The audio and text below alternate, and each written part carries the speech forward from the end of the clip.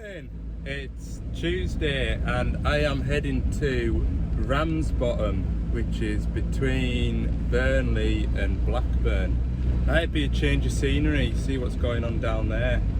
I hope it's a lot more than what's going on up here, because it is absolutely chucking it down here. I'll catch you a bit later on when we're on the road. Try and get through this traffic in town first. All right.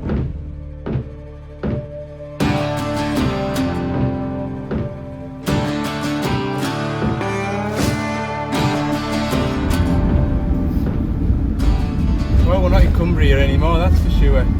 But the weather has dried up, and I'm 3 minutes away from the little digger, so.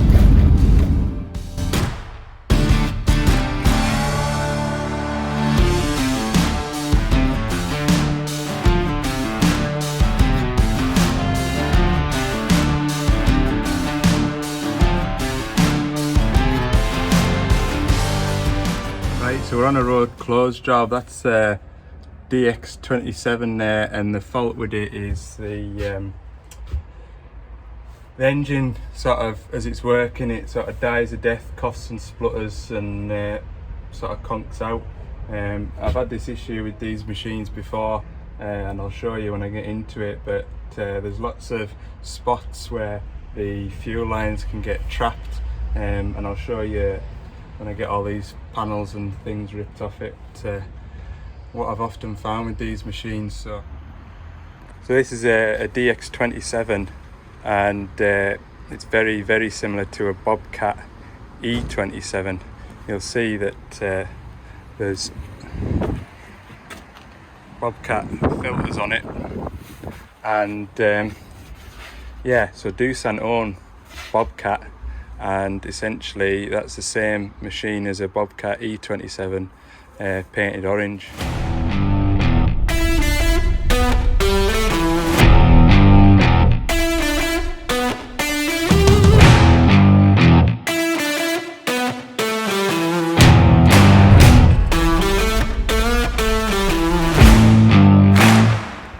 This is the fuel tank. This is your fuel out of the tank, and you can see it's prone to getting jammed in among all these pilot pipes.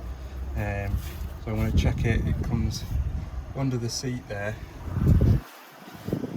round and up out of here, and you can see, I'll open this door, got a bit of a nasty kink there into the bulb primer, which fills your filters up, which goes all the way up to the top here, the engine bay and the inline filter, and runs down onto this mechanical lift pump, and the fuel's got to go all the way back uphill to this main filter before it then goes all the way back down onto the injection pump.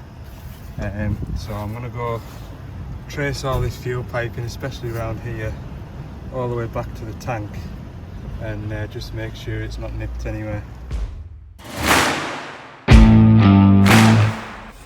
Right, so that fuel pipe that went from the tank up into that bulb primer, it was nipped in a couple of spots, and actually when I pulled it out it was still holding shape closed, so I've just ran a bit of fresh fuel piping through. I'll put all the, well no, I'll leave the covers off, but I'll run it for 10 minutes or so and see how it fares up.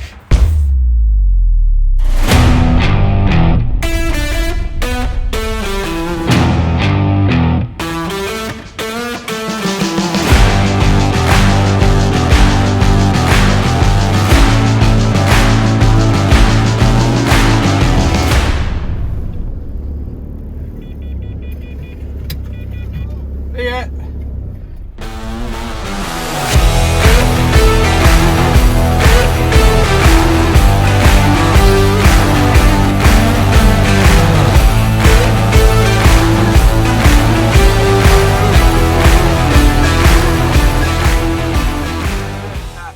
Now, and I'm just heading back up towards Carlisle, and I thought I'll treat myself and I'll have a bit of lunch instead of having it on the go for a change. So I found a nice spot here to have a look out over.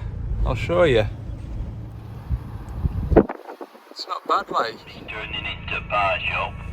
They're going along and then all of a sudden they'll brake and then they'll indicate.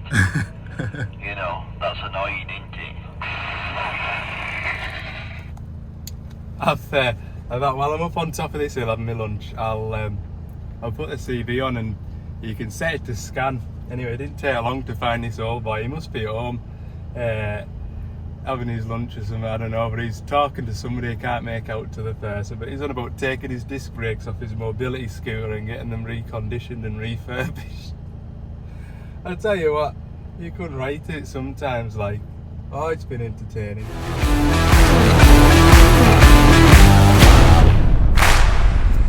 So I'm back at the workshop now, and I've got my bits in for my travel motor to rebuild. So the backstory is I was servicing this fella's 235 back in the summer. Nice, simple, straightforward job, and yeah, it rather sort of turned into a bit of a carry-on. So when I was servicing it, I always take this top bung out, and that's to let the air out. Anyway, I did one side, came round to the other side, took that bung out, and it just sprayed me with oil. I thought, oh no, that's not good. So took the drain out, drained it, and then put the drain bung back in, bearing in mind that bung and that bung's out, and went round the other side and filled the other side up with fresh oil. Came back around here and the oil was running out of there, so it filled itself up just in the 5 minutes that I'd been changing the oil. So there was definitely something amiss. So I'll show you what that was. So this is what it turned into. So basically that seal down there is it's knackered. It's all worn out and it's damaged this shaft on here. But to get to that seal and that shaft, you have to strip it right down. There's the front of the gearbox there. Like I say, it was back in the summer when it happened, and the time the machine was on a busy site, it needed to be going. So the customer bought a brand new travel motor and we fitted it the following day. So that got the machine up and running. We were left with this failed travel motor basically. Now the owner of the machine has a couple of these diggers, and he said, well, strip it down, see what it wants, and give us a price to, you know, rebuild it. So I did at the time, and yeah, it's been sat in the workshop for about 6 months now, and we're needing it to be rebuilt. So I've got this jigsaw puzzle from 6 months ago that I'm gonna try and remember how it goes back together. Never mind. It'll be interesting, and something that I haven't done an awful lot of, to be fair. So it'll be good experience. So yeah, I'm just on with looking up in the manual how to strip it and rebuild it. So we'll have a look at the instructions. Morning, it's Wednesday now, and I'm gonna head down to Lancaster to get a look at this 140. It sounds like it's got a very similar fault to what was on that 14 tonner just below Edinburgh there. So yeah, we'll go and check it out. First, I need some diesel. Right, I've made it down to Lancaster to have a look at this 140 zero tail swing. So it seems like it's another one of those intermittent faults. It faulted all day yesterday. He's ran it this morning without any issues. However, all he's been doing is sat here taking rubbish out of the out of that building that's going to get demolished. So yeah, obviously if he's moving about and tracking about, the machine will vibrate a lot more, and a bad connection will become present as a fault code. So I'm just looking, they're very similar codes to what I had with that 14 tonner up in up towards Edinburgh, so I'm gonna go check all the plugs again. Those plugs up there, they're basically what connects me engine to the rest of the machine, and the fault looks as though the AdBlue pump has stopped communicating with the ECU.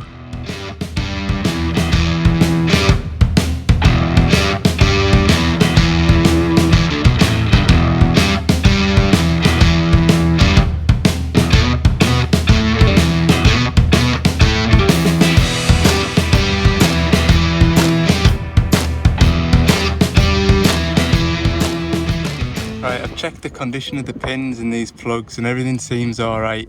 On the can lines you've got resistors at either end, so you're looking for 120 ohms at that side and 120 ohms the other side, which I've got. So that's all okay. I'm going to go around to the AdBlue controller now and see what the plugs are like at that end. So this here is what they call a terminating resistor. It sits in the harness here. So that's one of your that's a pair of can lines there. And yeah, this is a terminating resistor, so this stops the messages. And you can see there that it's around 120 ohms, so this resistor's good. So I've been to the AdBlue pump and I can't see anything wrong with that. So I've come back around and started it up, and I've been under where those multi-plugs were, under the counterweight where I was looking at the connections, and I started it up and I've rattled all the wiring as hard as I can, just to simulate sort of tracking backwards and forwards, and we've got an error code now, so I'm just going to have a look into that. Right, so on closer inspection, when I've taken this sheathing back and the cover that kind of goes over the plug which goes to there, these are the two can wires here, and you see how kinked they are. And what I've found is if I put it back together and just wobble those two wires, fault code comes on. So what I'm going to have to do, because I wouldn't have any pins for that I don't think, I'm going to cut those wires just after the or just before the kink and run a jumper wire across the plug to the other side, so we're cutting the plug out completely.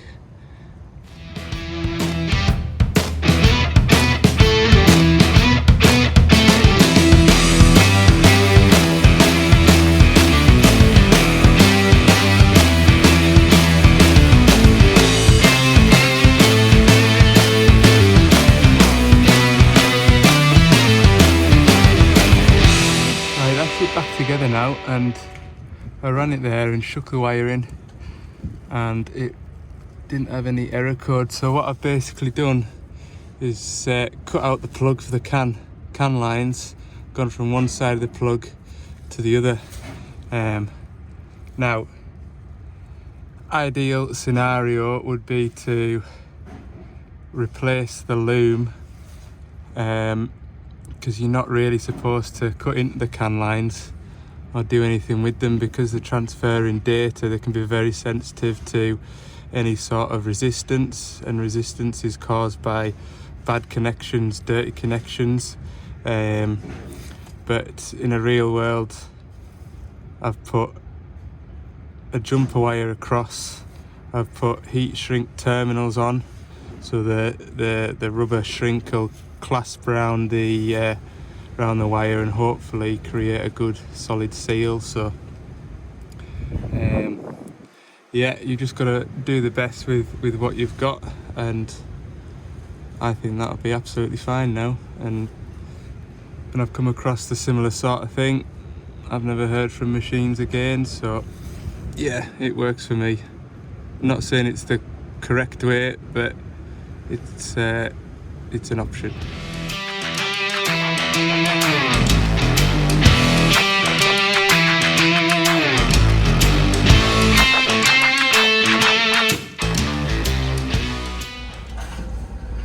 Right, that's him going now. I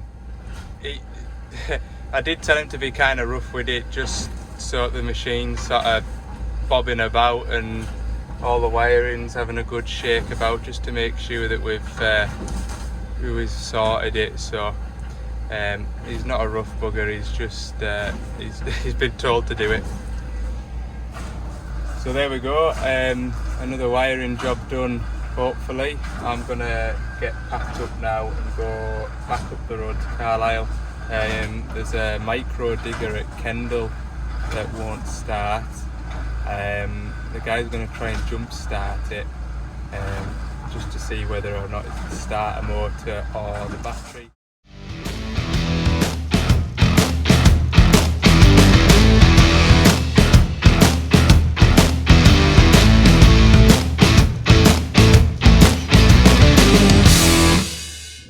Right, I'm back at the yard. It's 4:30 and I'm going to get the van emptied and loaded up for tomorrow. We've got a micro digger and just heard from one of my loading shovels that's to service. That's booked in for Friday afternoon, so we've got a couple of little jobs to do there.